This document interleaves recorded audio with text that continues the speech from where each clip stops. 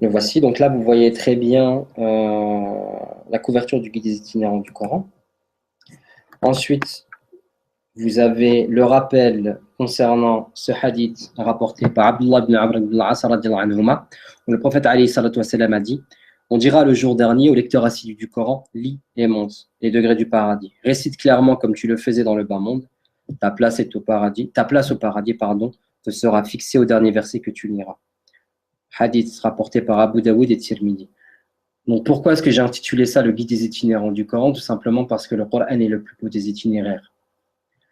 Pourquoi? Parce que s'acheminer en fait dans la mémorisation du Coran, c'est véritablement le plus beau des challenges, le plus beau des itinéraires et le plus beau des parcours, la plus belle des aventures également. Et si c'est une aventure, sa destination vous est indiquée juste là, juste en dessous. C'est le Firdaus, Inch'Allah. Parce que si vous avez fini la mémorisation du Coran, Inch'Allah, vous parviendrez au Firdaus lorsque vous arrêterez de réciter le Coran au jour du jugement dernier. La table des matières, elle est ici. Donc vous voyez, il y a une introduction. J'ai une méthodologie qui est académique tout simplement parce que je suis sociologue de formation. Donc c'est pour ça que j'ai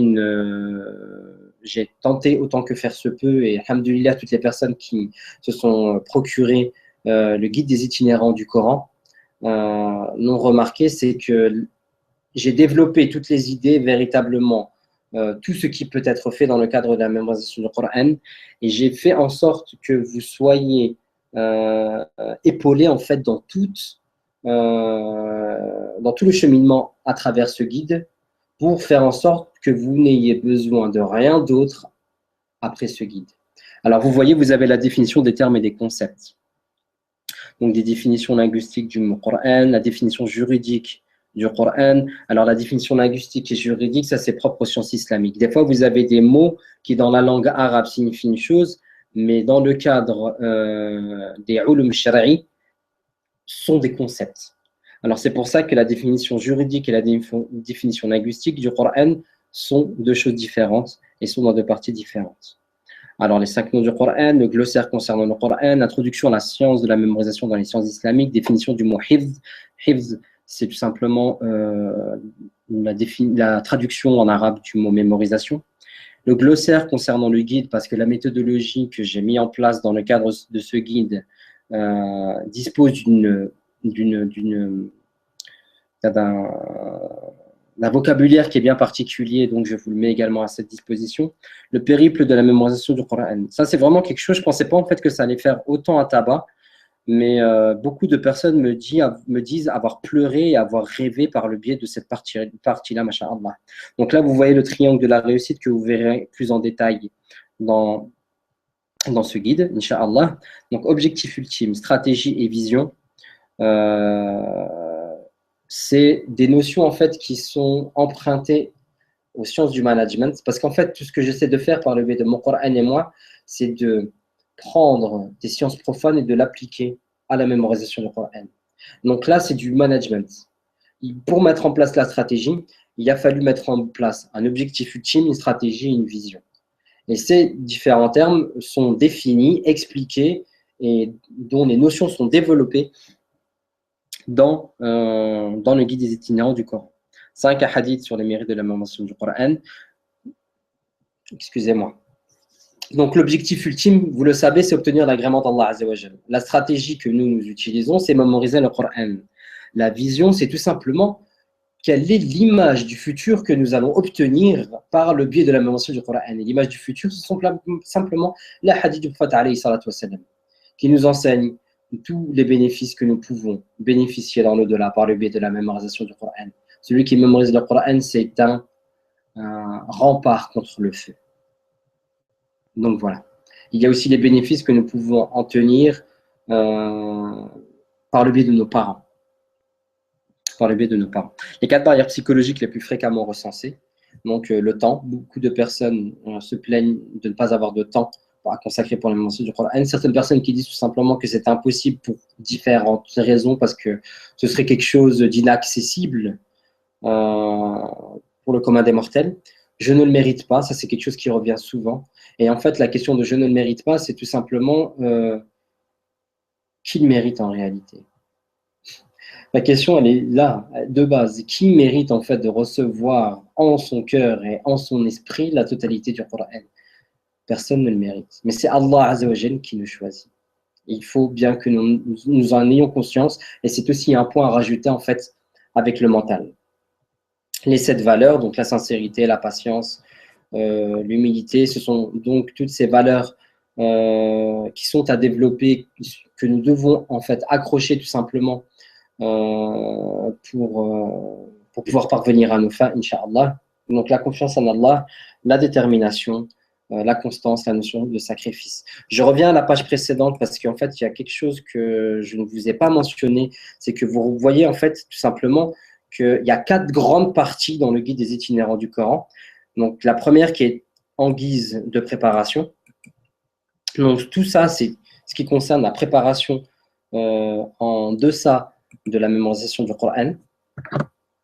Là, on rentre en fait en théorie, donc les théories issues du management, issues des neurosciences, de la biologie, par rapport au fonctionnement de notre cerveau, pour comprendre comment fonctionne le processus de la mémorisation, et aussi tiré du management par le biais de la méthode SMART.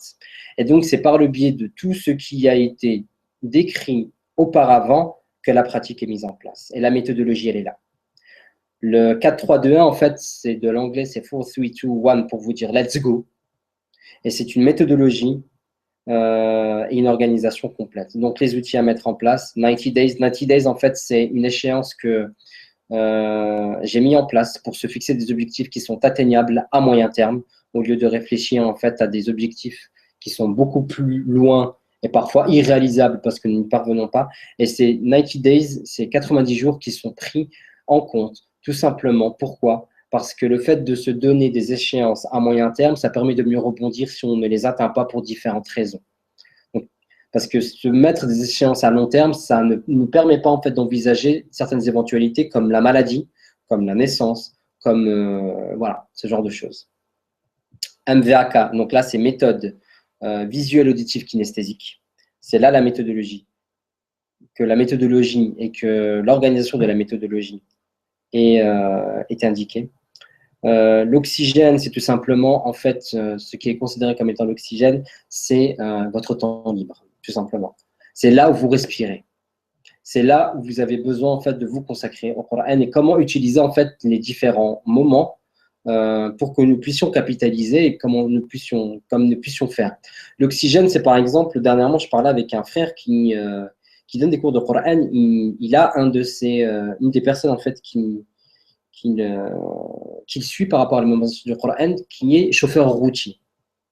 Et vous savez quoi? En fait, il avance à un très bon rythme, je ne me souviens plus exactement du rythme, mais il me semble, Allahu alam, que c'était une page par jour ou une page par semaine, je ne sais plus, mais qui avançait très bien. Et en fait, le truc, c'est qu'il parvenait à réciter et à réviser de manière… ça coulait, quoi. Et le frère lui disait, ouais, c'est bien, tu apprends vite, mais il faut quand même réviser, quoi. Il lui disait très clairement, il disait, ouais, je révise. Il dit, mais quand tu apprends la page, tu la récites combien de fois? Le frère est chauffeur routier, il explique en fait qu'il prend son téléphone, il l'accroche sur un endroit en fait devant lui, sur le tableau de bord, avec la page, et il l'écoute, il la lit 130 fois par jour. Il est tout seul dans son camion, 130 fois par jour.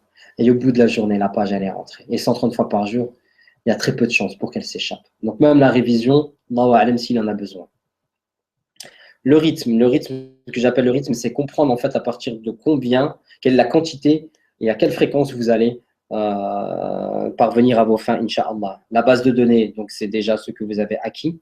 Réciter en prière, réciter en mushaf. Réciter en prière, en fait, c'est la meilleure manière de réviser le Coran. Vous faites, comme je le dis, d'une prière 2 coups. Vous êtes en salade, vous renouvelez en plus la salade, vous l'approfondissez tout simplement parce que vous êtes en train de faire quelque chose que vous avez l'habitude de faire, mais avec des moyens qui sont nouveaux parce que vous changez, vous n'êtes pas en train d'utiliser forcément les mêmes sourates pour pouvoir accomplir cette salade. Et vous avez l'impression, entre guillemets, comme certaines personnes me disent, d'être un peu dans Tarawih, être en capacité de pouvoir prendre n'importe quelle page dans le mushaf et de pouvoir la réciter alors que vous êtes en prière. Ensuite, un mentor. Et ensuite, il y a la dernière partie qui est pour aller plus loin. La dernière partie pour aller plus loin, c'est tout simplement pour pouvoir développer davantage par le biais des invocations, par le biais des obstacles sur votre chemin, parce qu'il va y en avoir, forcément, forcément. Mais il faut que vous ouvriez votre esprit et comme on dit en fait dans le mode anglo-saxon, think out of the box. Think out of the box. Pourquoi? Parce que tout simplement, il faut que vous pensiez à l'extérieur de la boîte dans le sens où vous n'êtes pas seul dans ce cas, tout le monde va y passer et tout le monde y passe. Avancez, avancez, avancez. Donc voilà quelles sont les parties. Là, on regarde. Voilà, il y a quelques pages. Comment est-ce qu'il est fait, le guide itinéraire du Coran? Il y avait quelque chose que je voulais vous montrer en particulier. Ah voilà, c'était ça. Donc, par exemple, dans le processus de mémorisation, ça, c'est une courbe que j'aime beaucoup, que j'ai appris durant une formation dans le cadre de la mémorisation, des processus de mémorisation. C'est la courbe de l'oubli. Et en fait, ma méthodologie consiste à justement lutter contre l'oubli parce que c'est la première définition qu'on donne à la mémorisation. Le fait de lutter contre l'oubli. Alors, vous vous rendez compte, en fait, tout simplement, lorsque vous venez d'apprendre votre page, vous venez d'apprendre votre partie, vous venez en fait à l'instant, vous avez acquis 100% de mémorisation. 20 minutes plus tard, on se retrouve à être à 60%. 1 heure plus tard, 50%. 9 heures plus tard, 25%. 20%. 12 heures plus tard. C'est-à-dire qu'en fait, c'est normal. Parce que c'est une mémorisation en fait à court terme, c'est-à-dire que vous venez de mémoriser, il va falloir tout simplement de le passer entre la mémoire à court terme à la mémoire à long terme. Et c'est ce que met en place cette méthodologie. J'appelle cette étape en fait l'ancrage, c'est-à-dire le passage de la mémoire à court terme à la mémoire à long terme. D'accord? Donc, ce sont des choses qui sont à prendre en considération. Voilà d'autres pages, je vais vous montrer certaines choses. Ouais.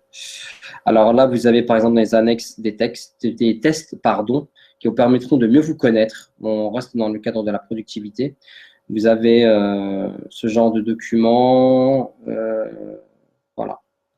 Voilà ce que je peux vous montrer. Si vous avez besoin de plus de détails par rapport au guide des itinérants du Coran, faites-moi en part. Et donc, dans un second temps, je vais